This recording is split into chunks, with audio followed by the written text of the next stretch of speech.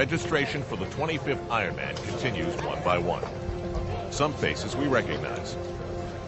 Here is 58-year-old Richard Holcomb, number 214, back for a second try. He's legally blind and it doesn't matter to him. No, the thing that must occur at all costs is this time, cross the line. It's more than a race. It's a lifetime event that we'll remember for the rest of our lives. They're either going to carry me off the course or I'm going to cross the finish line.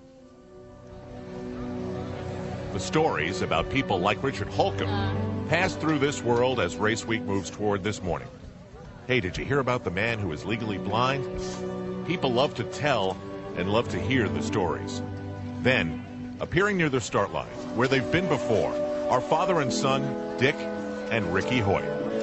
There is no one here who hasn't heard about them, their story, and a human commitment that goes far beyond and far back.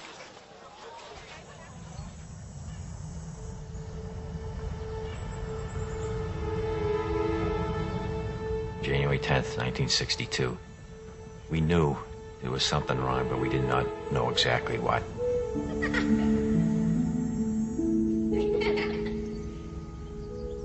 The doctor said, forget Rick. Put him away, put him in an institution. He's going to be nothing but a vegetable for the rest of his life. We cried a little bit. We talked, and we said, no, we're not going to put Rick away. We're going to bring Rick home and bring him up like any other child.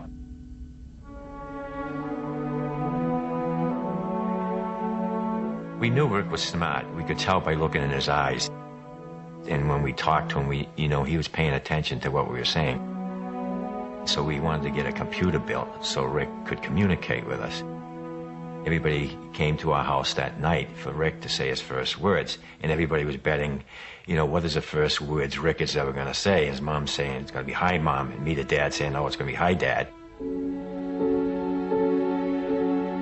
Well, the Boston Bruins were going for the Stanley Cup, and the very first words Rick ever said was, go Bruins. Dick is a military man, so he knows a thing or two about commitment.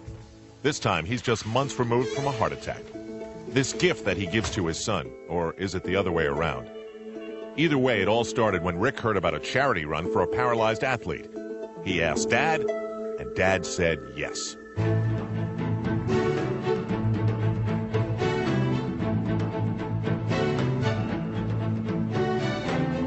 The gun went off, and we went off with all the other runners, and everybody thought that Rick and I would just go to the corner and turn around and come back. Well, we didn't. We finished the whole 5 miles, coming in next to last, but not last. And when we got home that night, Rick wrote on his computer, Dad, when I'm running, it feels like my disability disappears. So that was a very powerful message to me, that we finally found a sport that Rick could get involved in just like everybody else.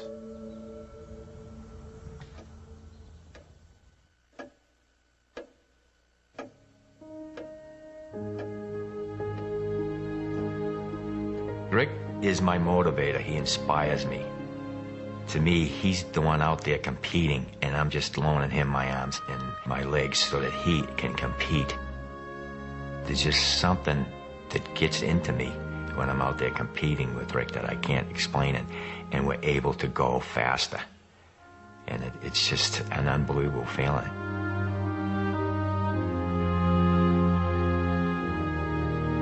Rick and I love the Ironman triathlon, to be out there competing with the best triathletes in the world, to be accepted to compete along with these triathletes. Just to be out there on that pier with all the other triathletes and then waiting in the water for that cannon to go off, it was just so exciting. See, the feeling coming down the finish line at Leahy Drive, it's just an awesome experience. With the crowd there, all the excitement, the noise, and the announcers announcing, all that, your adrenaline just gets flowing.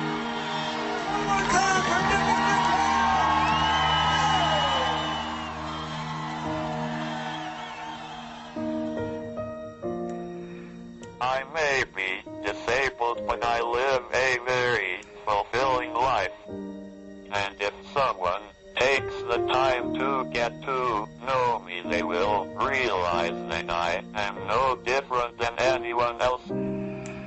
Here he is. He graduated from public high school. He's graduated from college. He's out there competing in road races and triathlons. He lives a happier life probably than 95% of the population.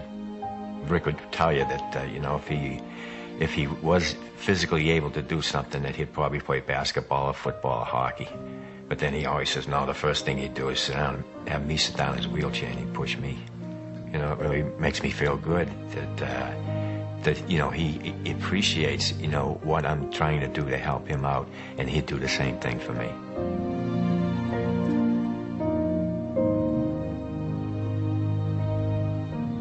Our message is, yes, you can. You can do anything you want to do as long as you make up your mind. You can do it.